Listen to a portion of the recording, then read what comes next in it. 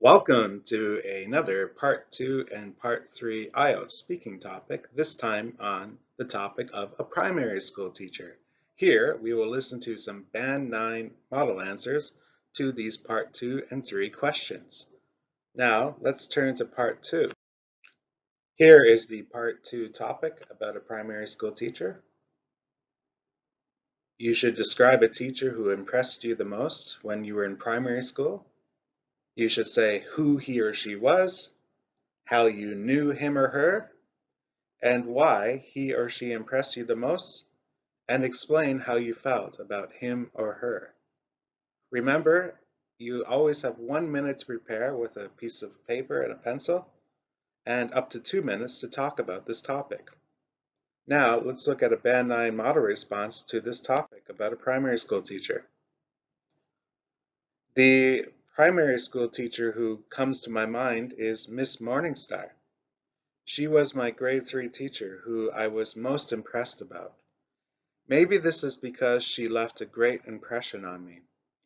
In terms of appearance, there was nothing extraordinary about her, as she was just your typical looking teacher. But that didn't stop most of my classmates enjoying her as our classroom teacher. And, if my memory serves me right, I can think of a few reasons why. I first knew her just as many other students know their teachers. I was scheduled as one of her students along with my other classmates, so we had little choice in the matter.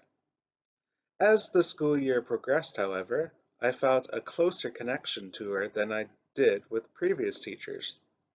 She taught with a lot of enthusiasm, and she really cared about each student's progress. Every day she came with a friendly smile on her face. It was very easy and enjoyable to learn in the warm and caring learning environment that she created. One thing that really amazed me about her was how calm she was under pressure.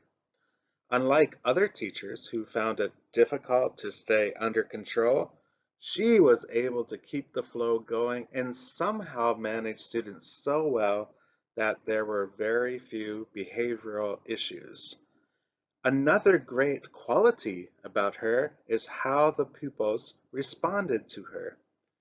It seemed like every single minute of the lesson, she got the most out of us. The learning activities were varied and interesting. It just seemed like there was never a dull moment in Miss Morningstar's classroom. Thank you. Now, let's turn to IELTS Part 3. Well, we will be continuing with Band 9 responses to the next 5 questions.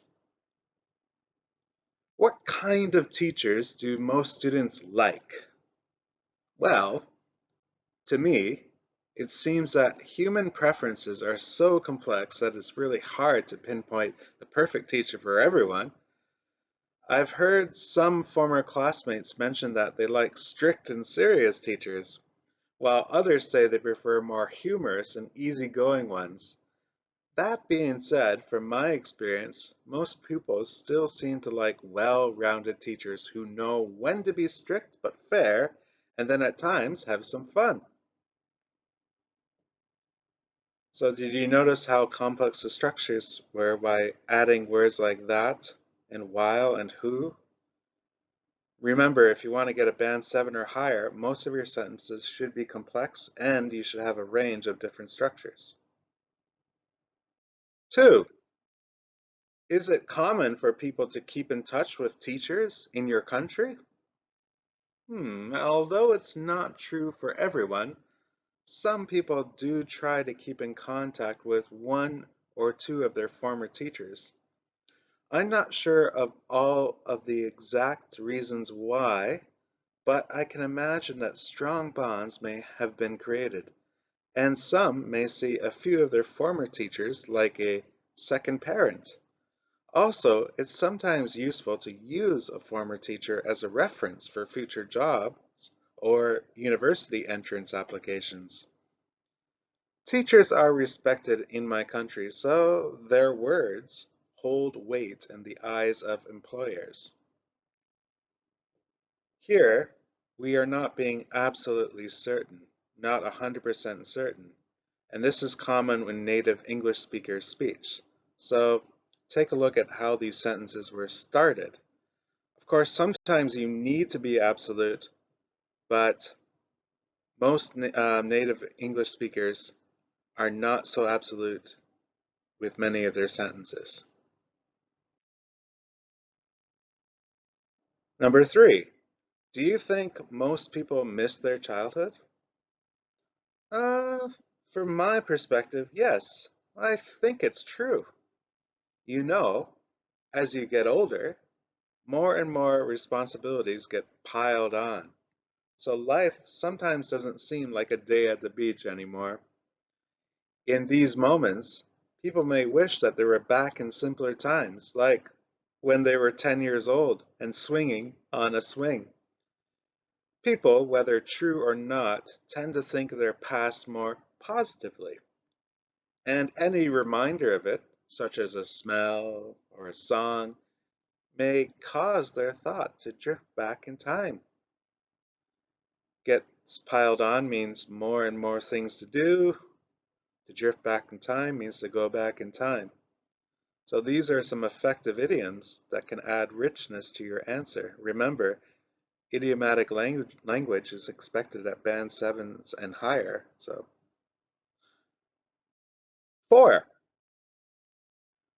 Why may children be happier than adults? Well, some things seem obvious to me about why children may seem happier than adults.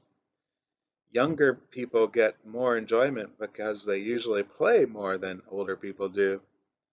Besides playing, youngsters' lives aren't as complex as grown-ups. They make friends easily, have less stress, and don't have to worry about common adult concerns.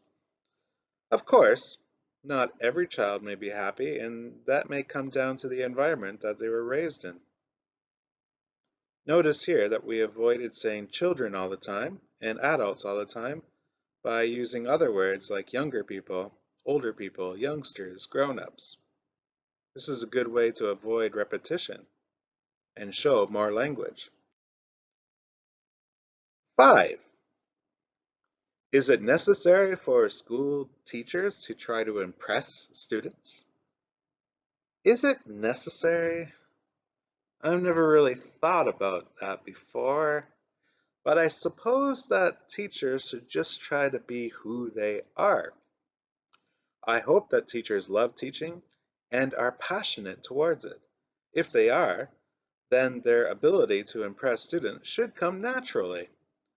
Also, teachers should be knowledgeable and may be able to share new information to learners, which again will likely be appreciated by learners. I hope teachers don't try to force things and be unnatural because that can make them look fake and weak to most pupils. Notice here that the phrases at the very beginning can give you some time for you to think about your answer. Try to use a variety of different phrases and not use the same ones all the time, so that will appear obvious to the examiner if you're saying the same thing over and over again. And it will show that you have less language ability or variety. All right. Well, I hope that you enjoyed this video, and if you did, please like and subscribe. Thank you for watching, and have a great day.